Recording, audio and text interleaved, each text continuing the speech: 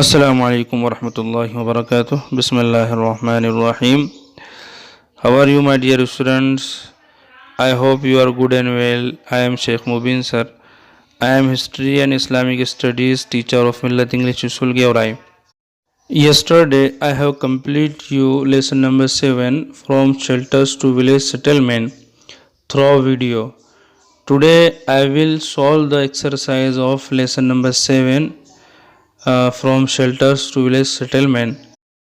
So open your history textbook, page number 32 and 33. Keep your mind and listen carefully. My dear students, there are five exercise. Answer each of the following question in one sentence. Number 2, give reason for the following. Number 3, observe the constructed picture of a Middle Stone Age seasonal camp and answer the following. Number 4, write about the effects on your life of the seasonal change in weather. Number 5, compare the New Stone Age village with the modern village. And next, do you know these? And next, activities. So some activity I will complete you and you should complete some activity. Okay. अजीज़ तलबा किराम, आपके exercise में 5 exercise है। देखिए, number 1, number 2, number 3, number 4, number 5 और उसके बाद do you know these हैं और उसके बाद एक्टिविटी है। इनमें से कुछ हम आपको कंप्लीट करा देंगे और कुछ आपको खुद करना है, हम आपको समझा देंगे। ठीक है, चलिए फिर हम शुरू करते हैं एक्सरसाइज। आपकी एक्टिविटी देखिए पेज नंबर 32 पे। नंबर 1 है answer each of the following question in one sentence. इसमें आपको एक जुमले में जवाब देना है हर सवाल का। सवाल इसमें 2 हैं। नंबर 1 है which animals did the Homo sapien mainly Hunt, यानी होमोसेपियंस की तवज्जो किन जानवरों को शिकार करने पर ज़्यादा थी। इसका आंसर देखना है। देखिए आपके बुक के अंदर पेज नंबर 30 पे देखिए लिखा हुआ है एकदम आखिरी लाइन में, he also began to depend more on hunting smaller animals like the wild boar, deer, mountain goat and sheep. This is the answer of the question number 1. See the question number 2. What is the characteristic of the new stone age? आपको new stone as की खुसूसियात बयान करना है। देखिए page number 29 पे देखिए new stone as लिखा हुआ है। एक्सरसाइज के ऊपर वाले पैराग्राफ में देखिए लिखा है By the time of the New Stone Age, agriculture and domestication of animals or animal husbandry had become a routine way of life. Next activity देखिए, next activity है give the reasons for following. आपको reason लिखना है नीचे के 2 question के। Number 1 देखिए क्या है उसमें से। नंबर 1 है the diet of the homo sapiens underwent a change, यानी मिडल स्टोन एज में अक्लमंद इंसान की ग़िज़ाई तौर तरीक़ों में तब्दीली होने लगी थी। तो इसका रीज़न आपको लिखना है क्यों तब्दीली होने लगी थी। चलिए लिखिए, हम आपको लिखाते हैं आंसर उसका।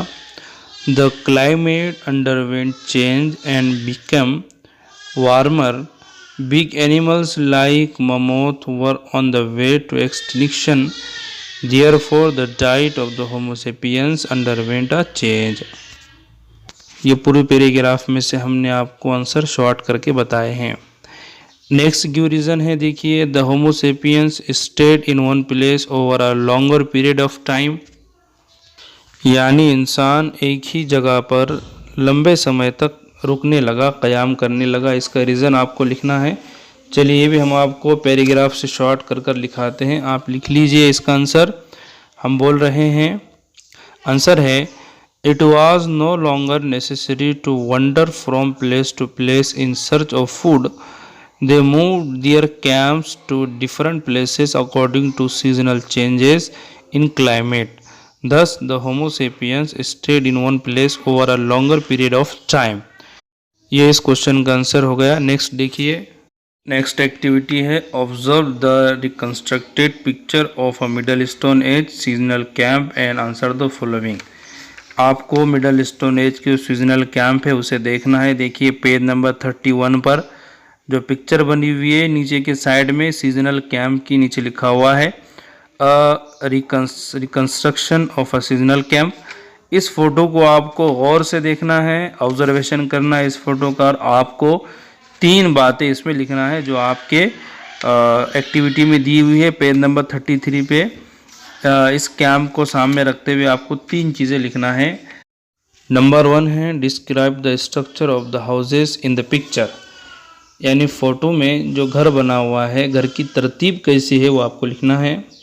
Number 2, what materials are use to construct the houses, फिर घरों की तामीर के लिए कौन कौन सी चीज़ें इस्तेमाल में आई हैं ये आपको लिखना है। और नंबर 3 है what kind of jobs could the people in the seasonal camp have been doing, कि सीजनल कैंप के ज़माने में लोग कौन कौन से काम करते होंगे। ये 3 चीज़ें आपको खुद लिखना है बेटा। ये एक्टिविटी आपको अपने तौर पे करना है। आपके लेसन के इस पैराग्राफ को अच्छे से रीड कीजिए और इस एक्टिविटी का आंसर लिखिए। देखिए next activity number 4, write about the effects on your life of the seasonal changes in weather, यानी मुख्तलिफ़ मौसमों में आबो हवा की तब्दीली का आपकी ज़िंदगी पर क्या असर होता है ये आपको लिखना है। चलिए हम आपको लिखाते हैं, आप लिख लीजिए, हम बोलते हैं आप लिखिए। The seasonal changes in weather result in changes in my clothing, I wear warm clothes during winter and light cotton clothes in summer. I feel ill sometimes owing to the seasonal changes in climate and I have to take medicines. I cannot go out and play games with my friends in the rainy season. Next activity देखिए, activity number 5, compare the new stone age village with the modern village.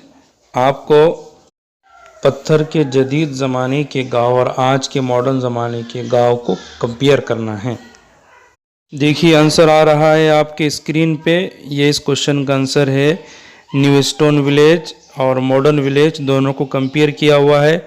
Video को stop कीजिए और आप लिख लीजिए आपके notebook में।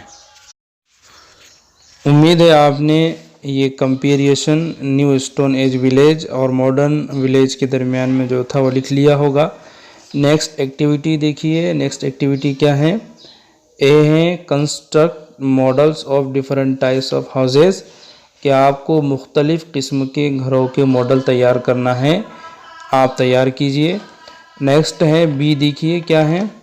Visit agriculture farm and collect information of the various agriculture task that farmer have to do, यानी खेती बाड़ी करते हुए किसान जो मुख्तलिफ़ काम करते हैं इसकी मालूमात खुद खेतों में जाकर आपको हासिल करना है। इसका आंसर भी आप खुद लिख कर लाइए। नेक्स्ट देखिए C, visit the 5 different types of houses in your locality and collect information about the materials used in the construction of those houses, यानी अपने आसपास के मुख्तलिफ़ किस्म के 5 घरों में इजाज़त लेकर जाना है और उन घरों की तामीर कौन कौन सी चीज़ों से हुई उसकी मालूमात हासिल करना है। नेक्स्ट देखिए D, with your teachers help observe the continents shown on a world map और a globe and write short note about them, यानी अपने उस्ताद की मदद से आपको ग्लोब या वर्ल्ड के नक्शे में से जितने भी बर्रे आज़म है सब देखना है और अपनी नोटबुक में उसके रिगार्डिंग उनके नेम वगैरह आपको लिखना है। देखिए आपकी स्क्रीन पे वर्ल्ड मैप आ रहा होगा और सब में सारे के सारे कंटिनेंट्स के नेम भी आ रहे होंगे, आपको आपकी नोटबुक में लिखना है। उम्मीद है बेटा आपने स्क्रीन पे दिए हुए मैप के ज़रिए से आपने अपनी नोटबुक में लिख लिया होगा। अब नेक्स्ट देखिए, नेक्स्ट है डू यू नो दिस। एक आपको स्काई ब्लू कलर में जो पैराग्राफ दिया हुआ है पेज नंबर 33 पे, डू यू नो दिस, कि क्या आप जानते हैं इसे, ये क्या चीज़ है, यानी आपको कुछ यहाँ पर समझाना चाह रहे हैं। गौर से सुनिएगा, ये बड़ा अहम है, ध्यान से सुनिए, हम आपको शॉर्ट वर्ड में आपको समझा देते हैं। इस डू यू नो को समझने से पहले 2-3 बातें समझ लीजिए। देखिए आपके इस डू यू नो के अंदर एक वर्ड लिखा हुआ है ग्लेशियल और दूसरा वर्ड है इंटर ग्लेशियल पीरियड। बिल्कुल फर्स्ट लाइन में, the earth is subject to cycles of glacial and interglacial period, glacial कहते हैं बर्फ़ के गिरने के ज़माने को, बर्फ़ के ज़मीन पर पड़ने के पीरियड को। और इंटर ग्लेशियल पीरियड कहते हैं ऐसे ज़माने को, ऐसे वक्तों को जो दो बर्फ़ के ज़माने के दरमियान में हो, यानी पहले भी बर्फ़ गिरा हो, फिर बाद में भी बर्फ़ गिरा हो, और बीच का जो पीरियड है जिसमें बर्फ़ नहीं गिरता है उसको इंटर ग्लेशियल पीरियड कहते हैं। आप ये दोनों चीज़ें समझ गए होंगे, ग्लेशियल और इंटर ग्लेशियल पीरियड को। एक और चीज़ समझिए, ग्लेशियल पीरियड को उर्दू में बर्फ़ानी दौर कहते हैं, बर्फ़ का ज़माना। और इंटर ग्लेशियल पीरियड को उर्दू में वस्ता बर्फ़ानी दौर कहते हैं, यानी बर्फ़ के दौर के दरमियान का हिस्सा। बहरहाल एक और चीज़ समझिए, पहले ज़माने में, पहले पीरियड में जब इंसानों की आबादी अभी नहीं थी, तो उस वक्त ज़मीन पर बर्फ़ गिरता था लगातार, फिर बर्फ़ नहीं गिरता था, फिर बर्फ़ गिरता था। तो जिस वक्त बर्फ़ गिरता था उसे ग्लेशियल पीरियड कहते हैं, और जब बर्फ़ नहीं गिरता था उसे इंटर ग्लेशियल पीरियड कहते थे। फिर बर्फ़ गिरता था, फिर उसे ग्लेशियल पीरियड कहते थे। एक और चीज़ समझिए कि जब बर्फ़ गिरता था तो ऐसा नहीं कि पूरी दुनिया में एक साथ बर्फ़ गिरता था, कुछ मुल्कों में बर्फ़ होता था, कुछ मुल्कों में बर्फ़ नहीं गिरता था, फिर कुछ मुल्कों में गिरता था, फिर कुछ मुल्कों में नहीं गिरता था। इस तरह 4 मेजर साइकिल्स ऑफ ग्लेशियल और इंटर ग्लेशियल पीरियड हुए हैं, यानी 4 बड़े बड़े बर्फ़ानी दौर और उस्ता बर्फ़ानी दौर हो गुज़रे हैं। उसमें जो आखिरी ग्लेशियल पीरियड हुआ वो आज से तकरीबन 11,000 साल पहले हो गुज़रा है, और उसके बाद जो है तो इंटर ग्लेशियल पीरियड शुरू हुआ। और जब इंटर ग्लेशियल पीरियड शुरू हुआ तभी एग्रीकल्चर और न्यू स्टोन एज की शुरुआत हो गई। इस पूरे पैराग्राफ में, इस पूरे डू यू नो में आपको इतना समझाया गया है। चलिए अब हम रीड करते हैं, अब गौर से इसको सुन लीजिए। The earth is subject to cycles of glacial and interglacial periods. In the glacial period, most of the earth's surface is covered with ice sheets and the climate is extremely cool and dry. The level of water in the sea falls because a lot of it is converted into ice. An interglacial period is the period between two glacial periods. During the interglacial period, a large part of the ice on the ground melts, sea levels rise, the climate becomes warmer and more humid. When some regions in the world experienced a glacial, Asia and Africa experience heavy rainfall. On the other hand, when some regions experience an interglacial, Asia and Africa experience poor rainfall. About 25 lakh years ago, that is, in the times of Homo habilis, the climate had started becoming extremely cold and dry. During the period from 18 lakh years to 11,000 years ago, there have been 4 major cycles of glacial and interglacial period. This is also the period when the history of human culture from Old Stone Age to Middle Stone Age took shape. About 11,000 years ago, the last glacial period came to an end and the current interglacial began. The climate started to become warmer and more humid again. Agriculture and the New Stone Age also began at about the same time. चलिए बेटा, हमारी lesson और activity आज यहाँ ख़त्म हो जाती है। उम्मीद है आपको पूरी की पूरी एक्टिविटी अच्छे से समझ में आ गई होगी। सबक और एक्टिविटी ख़त्म कर लेने के बाद एक छोटा सा काम कीजिए। आपका वीडियो चल रहा है, वीडियो के नीचे एक थंब का बटन है जिसे लाइक कहते हैं, उसे प्रेस कीजिए। इसी तरह रेड बटन है जहाँ पर सब्सक्राइब लिखा हुआ है, उसे भी प्रेस कीजिए। इसी तरह जो है तो सब्सक्राइब के बाद बाजू में एक बेल आइकन दबा हुआ है, उसे क्लिक करके जहाँ ऑल लिखा हुआ है उसे प्रेस कर दीजिए। इससे ये होगा कि हम यूट्यूब पर जो भी अपडेट डालेंगे सबसे पहले आपको उसका इन्फॉर्मेशन मिल जाएगा। फिर मिलते हैं इंशाअल्लाह नए सबक में नए वीडियो के साथ। जब तक के लिए खुदा हाफिज़। वमा तौफ़ीक़ी इल्ला बिल्लाह अलैहि तवक्कलतु व इलैहि उनीब।